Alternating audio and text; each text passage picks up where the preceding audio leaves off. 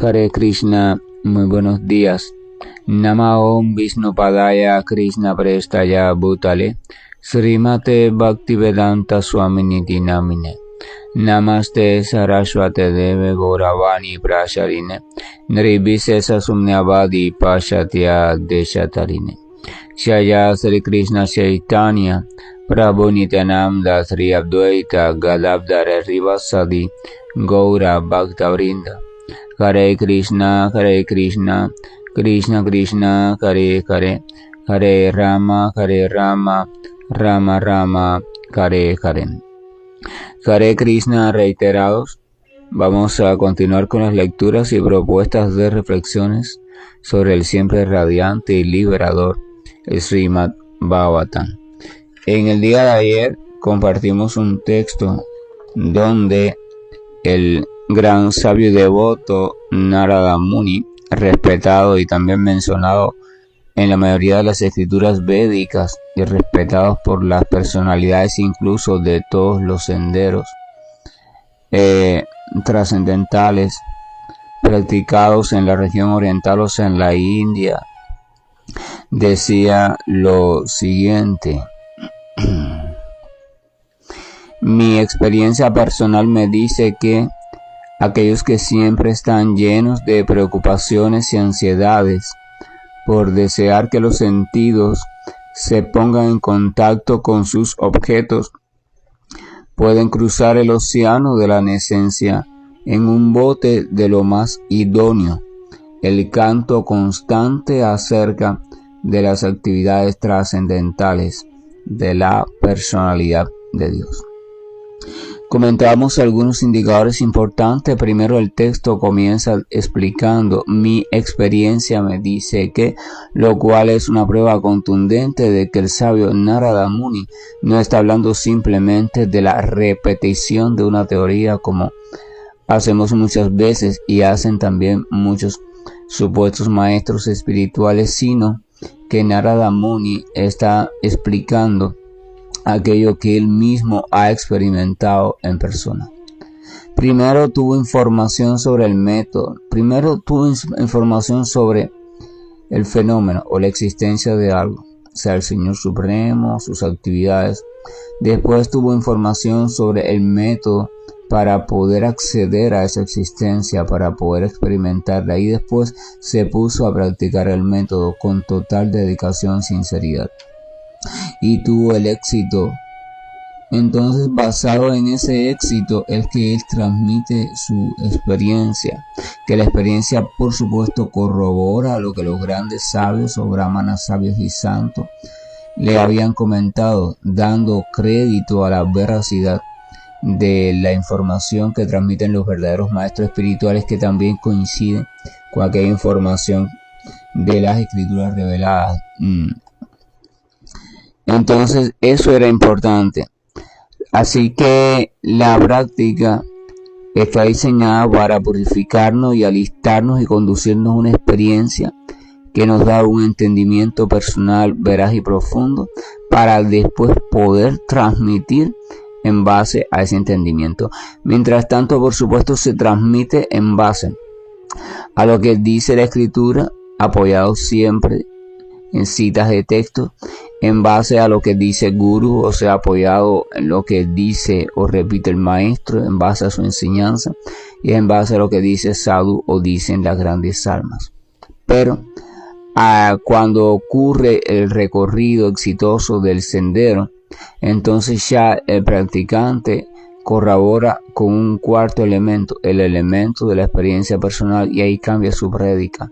Sigue transmitiendo el mismo mensaje, sigue basado en Guru, Shastra y Sadhu, pero ahora se suma la solidez de la experiencia personal, porque cuando usted transmite algo derivado de otras personas o de otros sitios, ese algo puede escucharse de manera firme cuando hay en usted fe. Usted tiene fe en las escrituras, tiene fe en las grandes almas, tiene fe en su maestro espiritual, y por tanto cree completamente que todo lo que ellos expresan es cierto.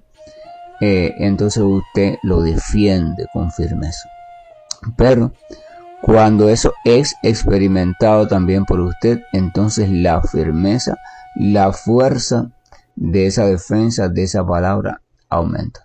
Porque de hecho, cuando usted está explicando eso, entonces usted está volviendo a rememorar, volviendo a vivir o viviendo una vez más ese propio efecto o esa propia experiencia. Por tanto, en ese momento usted está hablando desde la experiencia viva. En los casos anteriores usted no está hablando desde la experiencia viva, sino desde la aceptación de la experiencia comprobada por otras fuentes. Y ahí la fe es imprescindible, la entrega es imprescindible. Ese es el papel de el discípulo y es el papel que tenemos que asumir siempre durante todo el camino, hasta tanto no tengamos la certeza, o sea, de la experiencia viva personal. Después debemos mantener ese apoyo en las escrituras, maestrizado, pero ya se solidifica con la fuerza de la experiencia personal. Esto también lo menciona o lo corrobora Narada más adelante,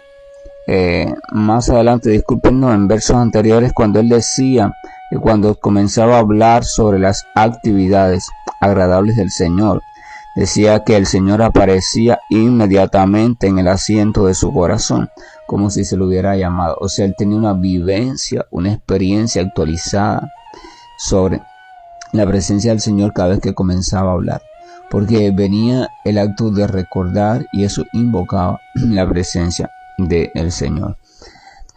Mientras que eso no ocurre es porque no ha habido una real experiencia. Entonces, en el texto también de ayer se decía que debido a esa experiencia personal, él está seguro y ha comprobado que aquellas personas que siempre están o que estamos llenos de preocupaciones y ansiedades por desear que los sentidos se pongan en contacto con sus objetos, y hablamos como esta cuestión de identificación únicamente con la vida material trae inevitablemente la posibilidad constante de estar en ansiedad y preocupación. O sea, existencia basado en el paradigma completamente material, donde la identificación del cuerpo es el centro de todo, entonces inevitablemente trae cosas como ansiedad, estrés, temores, incertidumbre, perturbaciones, falta de paz. Eso lo podemos comprobar, e incluso aquellos que al parecer tienen una vida, como se dice vulgarmente, totalmente resuelta. Incluso si usted es un poco perspicaz y observa con cuidado y tiene la oportunidad de oír alguna conversación o mirar así su vida, la vida en sus aspectos no públicos, o qué está pasando en su mente, usted podrá comprobar que siempre hay algún tipo de ansiedad o preocupación, porque entonces está la preocupación de mantener la supuesta posición tan segura y elevada que tienen, y al mismo tiempo el temor por no perderla. Claro, siempre es probable que se encuentre con alguien un poco más elevado, que aunque mantiene su posición, tampoco tiene temor a perderla, pero esos son los casos menos comunes.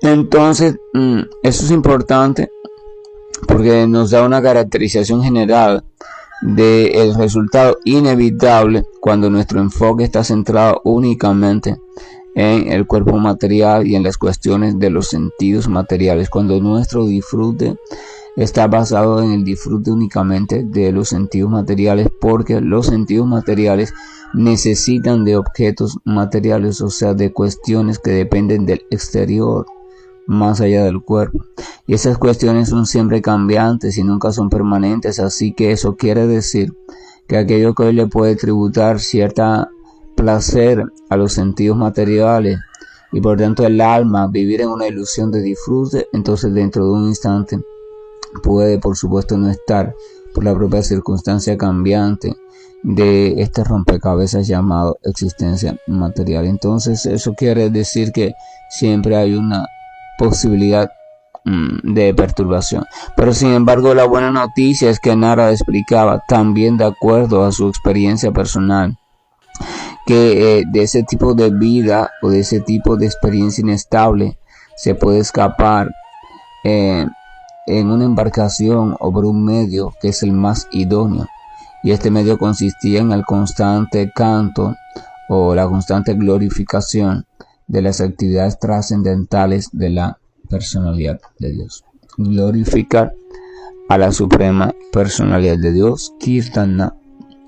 Entonces, de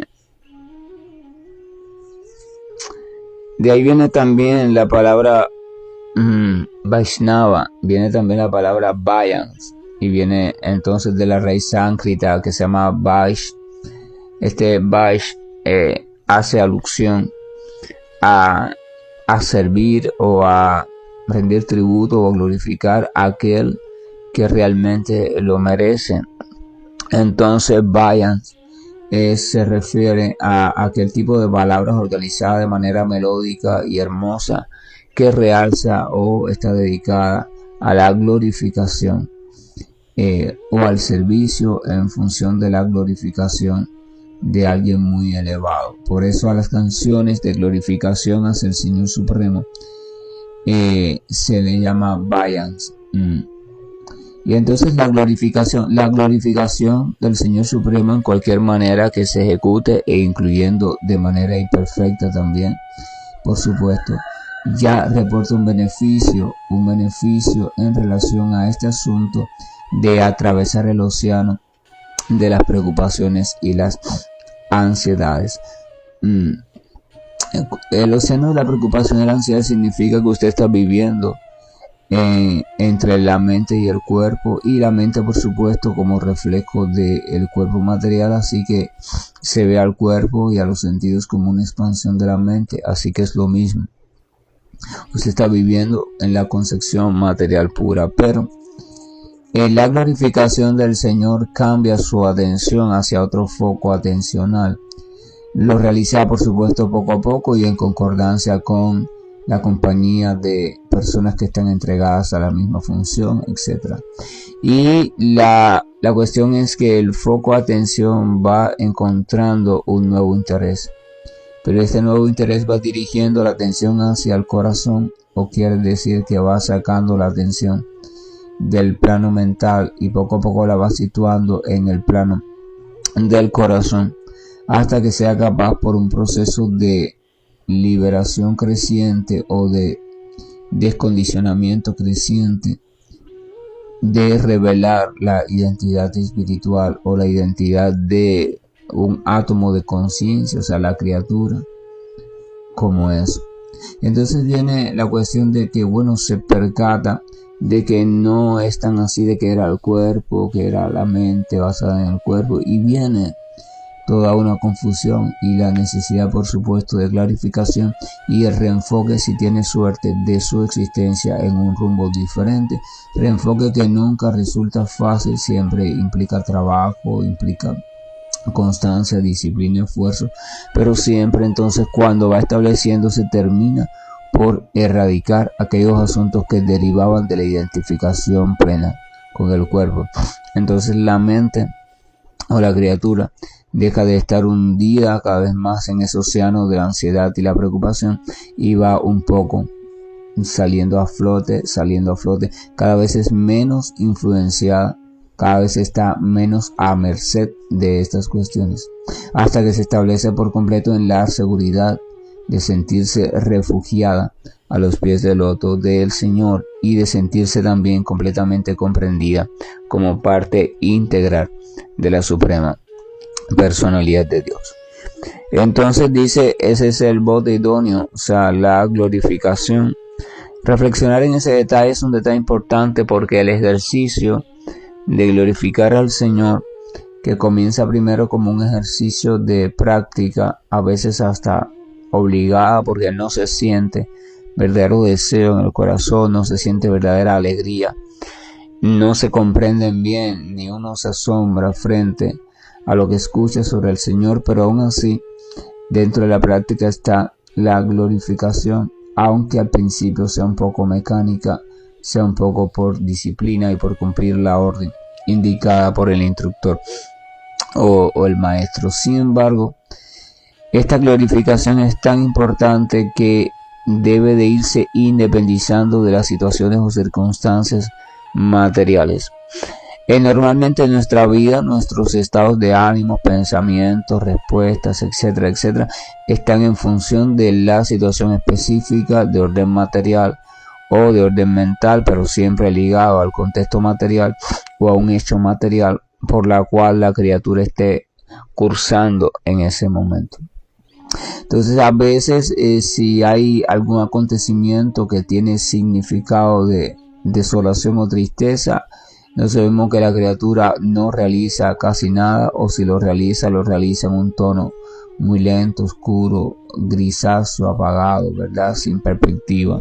Pensamiento también muy embotado. Y así pasa con todo. O sea, la circunstancia tiene un fuerte poder.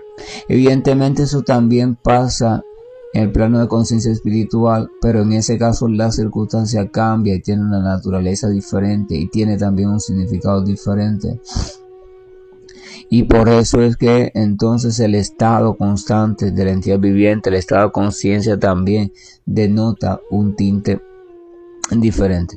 Pero el punto es este: el ejercicio de glorificar a la suprema personalidad de Dios es un ejercicio que debe mantenerse a pesar de la circunstancia o la situación por la cual la criatura esté pasando.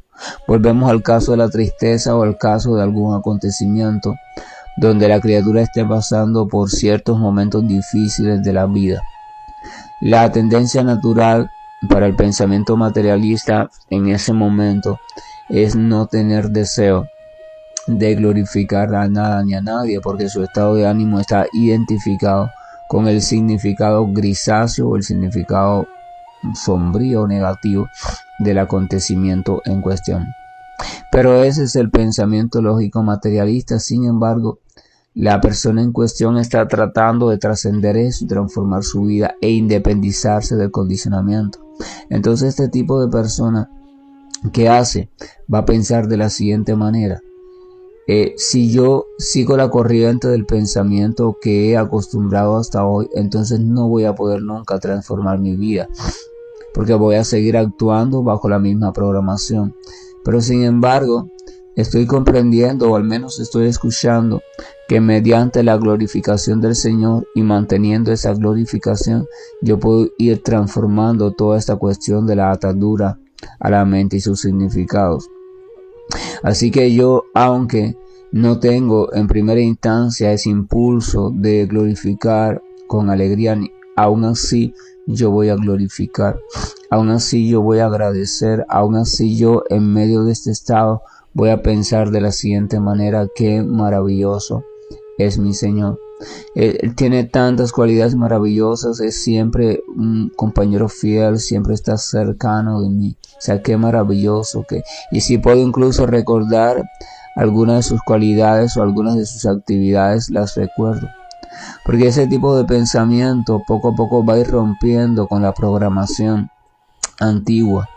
Y aunque al principio se hace difícil, si uno se centra en él y lo mantiene, aunque sea por unos segundos y unos minutos a cada rato, uno va a ir creando la potencia suficiente para reinsertarlo o para incorporarlo a su esquema de pensamiento.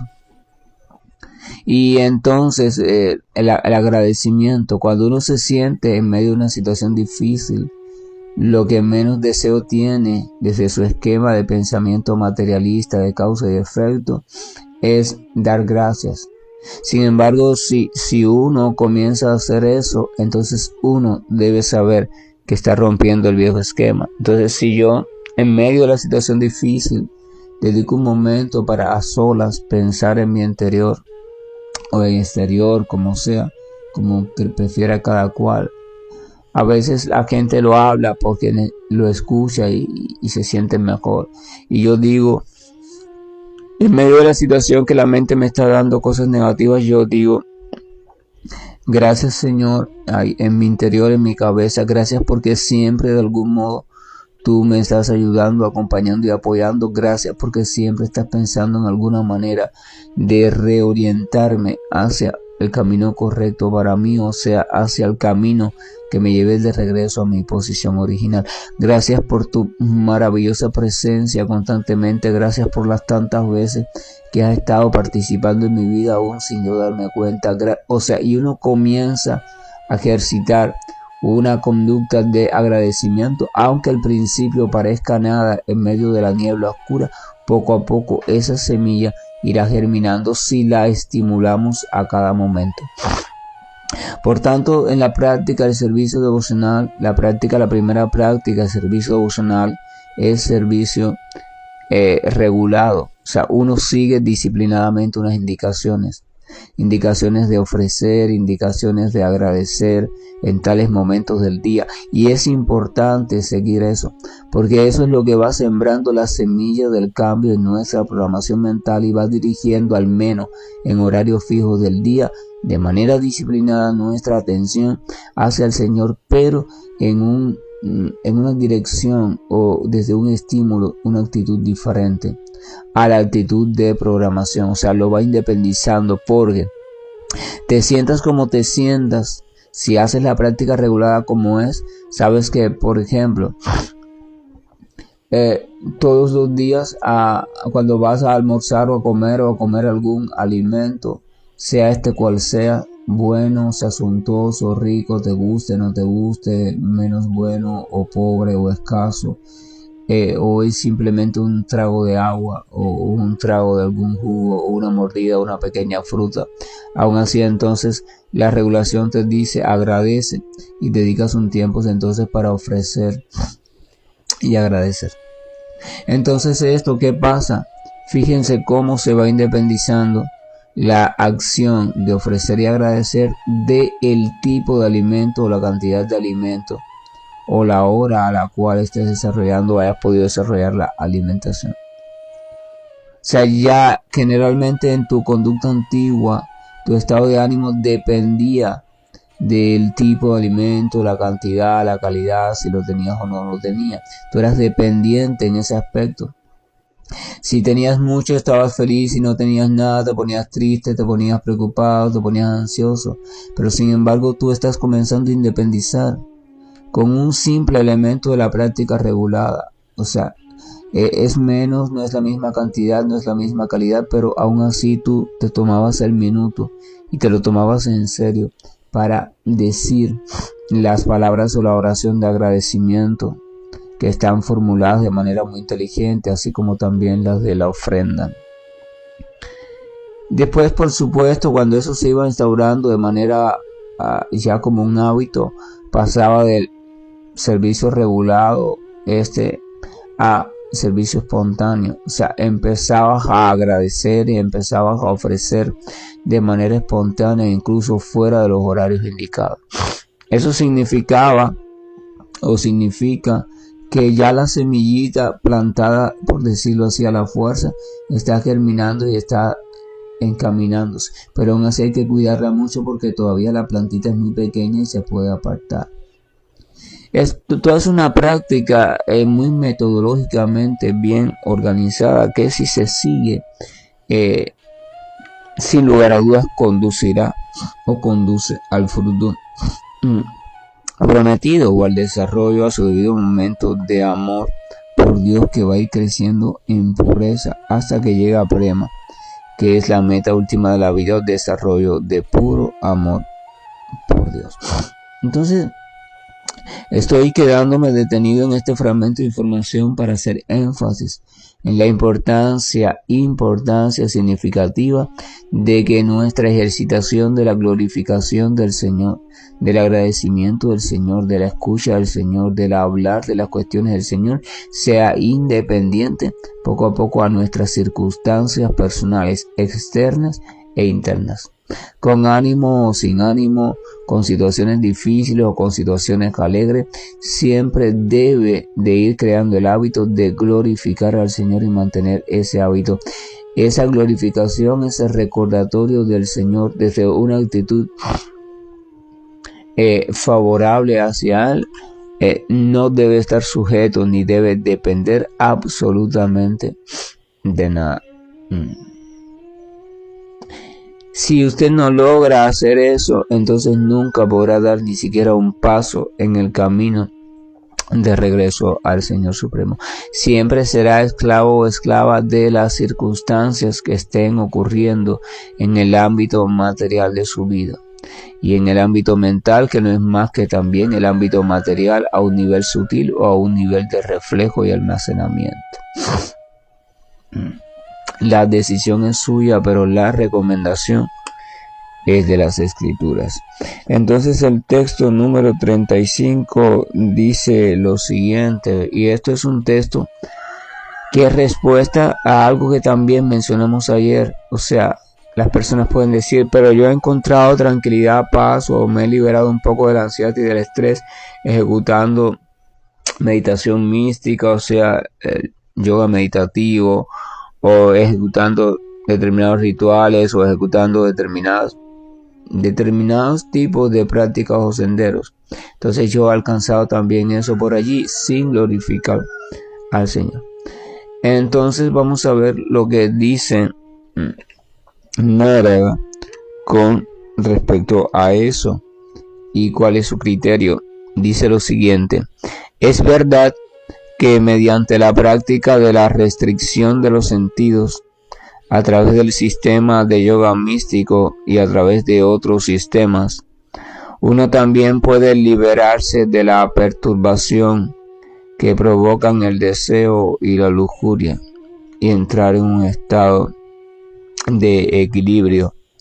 Pero sin embargo, uno puede percatarse que eso no es suficiente para brindarle al alma la satisfacción plena y total, porque esta satisfacción se obtiene únicamente del hecho de prestarle servicio devocional a la personalidad de Dios. A veces en el mundo material, cuando hablamos de felicidad, por ejemplo, usted le pregunta a las personas y una persona dice, no, para mí felicidad es tener buena salud, otros dicen para mí es vivir en paz, otros dicen para mí es tener no sé cuántas cosas de ganancia material. O sea, cada cual tiene factores o elementos determinados que supuestamente para él son la causa de felicidad. Porque en el mundo material todo es así, está por separado. O sea, vemos que, por ejemplo, tener paz, tranquilidad es motivo, sin duda alguna, de bienestar para la criatura. Pero aún así vamos a ver que la criatura, aunque viva una vida completamente en paz, sin ninguna perturbación, aún así en su corazón ella va a tener la tendencia de buscar algo, de hacer algo, de entretenerse en algo. Esto significa que la criatura no está completamente plena. Entonces, si está completamente en paz, pero al mismo tiempo no está completamente plena, esto significa que la paz por sí misma, por sí sola, el estado de paz no garantiza la completa felicidad. El estado de paz te ayuda a liberarte de la esclavitud de los pensamientos que te atormentaban, pero entonces te sitúa en una posición intermedia. A partir de ahí tienes que prepararte para reenrumbar tu vida en una dirección diferente, pero tienes que hacer algo. La entidad viviente siempre tiene que de algún modo u otro ocuparse en algo. Esa es la cuestión. Pero tiene dos opciones nada más: o se ocupa en actividades materiales de un modo como lo estaba haciendo antes, o de un modo reenfocado o diferente que trate de mantener esa paz, o se ocupa en actividades espirituales, pero tiene que ocuparse en algún tipo de actividad. O se ocupa en las dos al mismo tiempo y encuentra el modo de transformar las materiales en espirituales completamente. Entonces este también es otro detalle que hay que comprender y analizar muy bien. No puede alcanzar la entidad viviente, usted, yo, ninguna entidad viviente puede alcanzar la completa dicha estable. Es simplemente por el control de los sentidos, simplemente por alejarse de la ansiedad y la perturbación, simplemente por quedarse sin situaciones estresantes o aprender a lidiar con ellas para que no te perturben. No es suficiente. Cuando estés en ese estado, aún así vas a necesitar algo internamente vas a necesitar algo.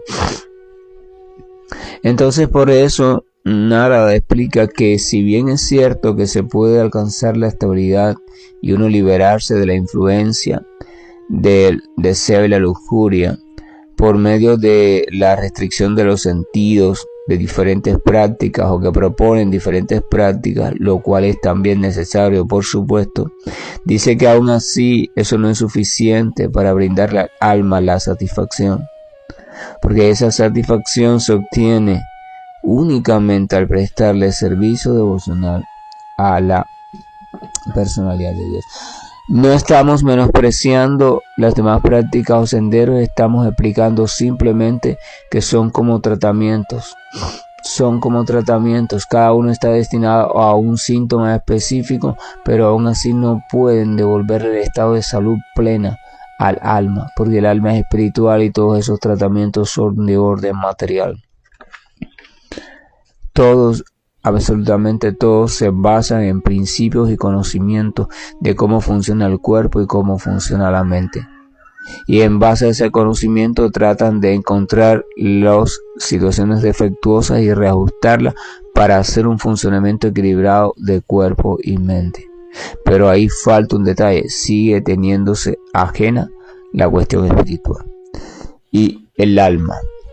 Entonces esa cuestión espiritual solo se puede reajustar y se puede ejercitar desde la relación espiritual o la relación amorosa con la suprema personalidad de Dios. En el Chaitanya Charitamrita, Krishnadas Kaviraj Goswami explica o cita lo siguiente, cita el siguiente texto en el capítulo número 8 del primer tomo, verso 17, se dice lo siguiente: al cultivar el conocimiento filosófico, o sea, al uno dedicarse mucho al estudio de los Vedas, la literatura filosófica, sagrada, toda esa pila de cosas, al tratar de entender el Brahman, al tratar de entender a Dios, todo eso, la filosofía, dice que al cultivar el conocimiento filosófico se puede llegar a comprender la misma posición espiritual de uno. O sea, uno puede llegar a comprender por deducción filosófica, tras leer muchos libros, que la criatura en esencia, el alma, es completamente espiritual. Y de ese modo, explica, y de ese modo se puede obtener la liberación. La liberación en el Brahma, que es lo que buscan los gyanis o los estudiosos filosóficos que se dedican a comprender la verdad y absoluta, a estudiar el Vedanta Sutra desde esa posición. O sea, hacerse uno con ese estado de conciencia. Dice que por ahí se puede obtener la liberación. Dice: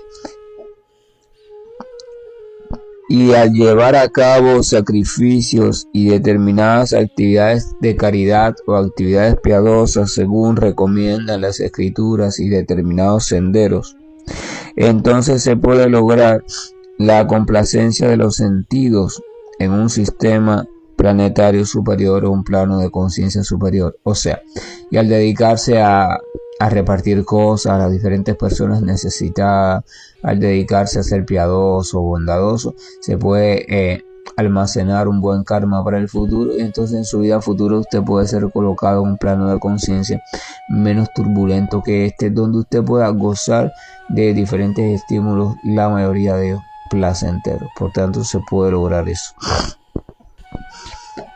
Ahora dice: pero el servicio devocional al Señor es tan excepcional que, incluso si se ejecutan cientos y miles de estos otros tipos de sacrificios y prácticas, el servicio devocional no se llega a obtener nunca. Ni el estudio filosófico, aún el más profundo y avanzado que exista, aún el filósofo más dedicado, ni la ejecución de sacrificios, aún los más perfectos, ni la ejecución de caridad o de obras piadosas, ni aún las más abundantes, ni los baños diarios, ni los vestuarios, ni los símbolos, ni los rituales, ni las ofrendas, ni las austeridades, absolutamente nada tiene la capacidad de otorgarnos servicio devocional, o sea, de otorgarnos el sentimiento de servicio devocional o de hacer florecer el amor por Dios en nuestro corazón. Ninguno. La Escritura explica que solamente la presencia del devoto puro del Señor es quien puede otorgar el servicio devocional. ¿Por qué ocurre esto? Porque el servicio devocional, explica Krishna, lo ata a Él. O sea, el servicio, el amor puro desinteresado realmente ata a todo el mundo, incluyendo a Krishna.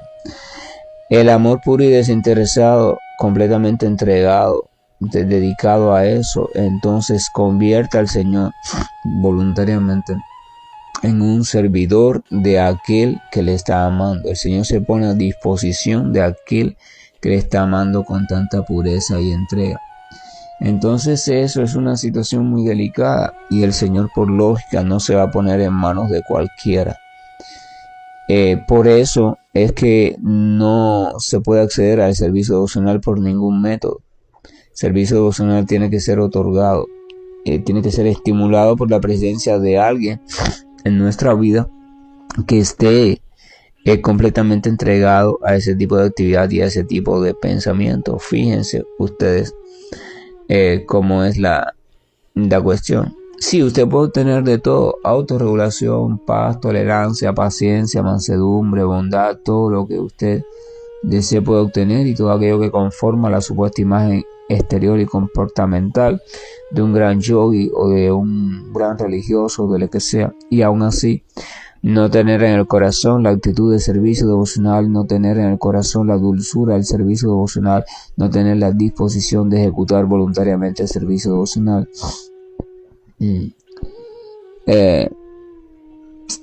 Madhvacharya explicaba que en la jerarquía de diferentes criaturas que hay en el universo, comenzando por Lakshmi o la consorte, la representación o expansión de la consorte del Señor, o de la energía espiritual o de la energía de amor por Dios, comenzando por ella hasta la criatura ubicada en el plano más inferior de conciencia.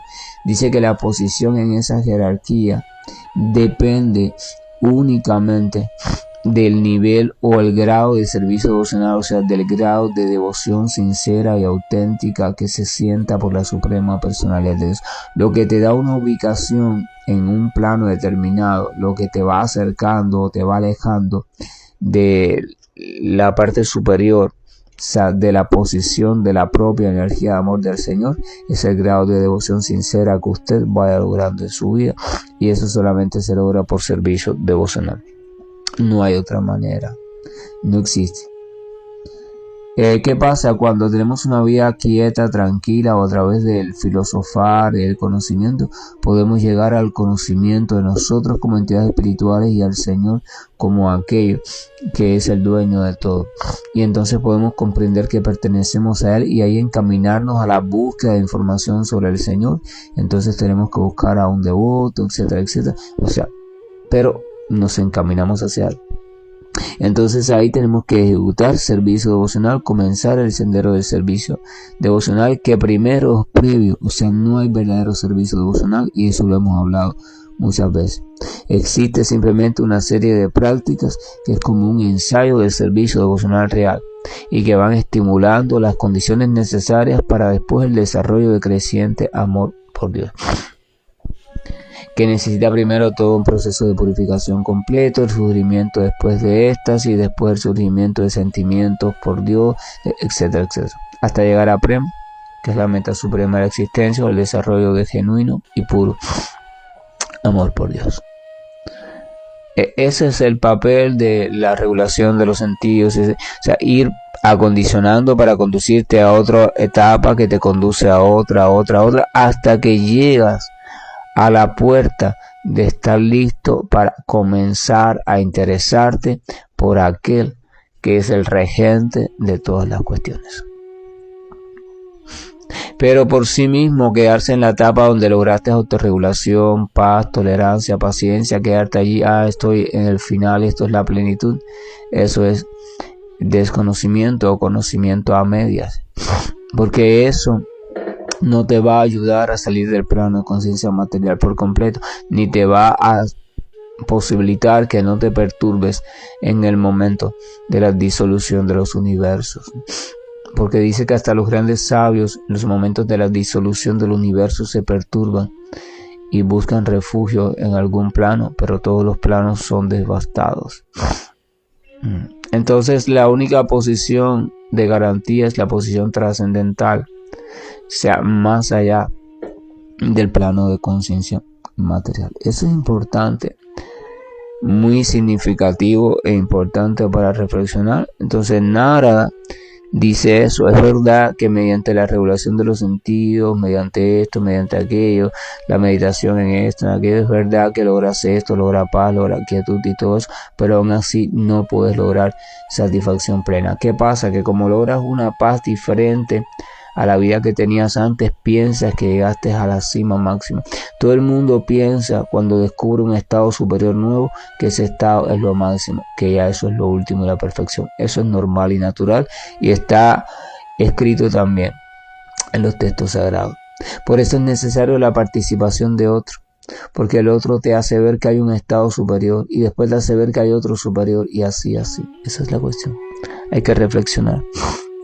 Que la gracia y el amor de nuestro Señor nos acompañe en este día domingo, maravilloso día, y que todos de una forma u otra, según las circunstancias personales, tengan la posibilidad de tener un día armónico, y que dentro de ese día también tengan la posibilidad, el deseo de dedicar un tiempo, aunque sea por disciplina, a la actividad de glorificación de los santos nombres de Dios. Hare Krishna, buen día, y estoy finalizando la llamada.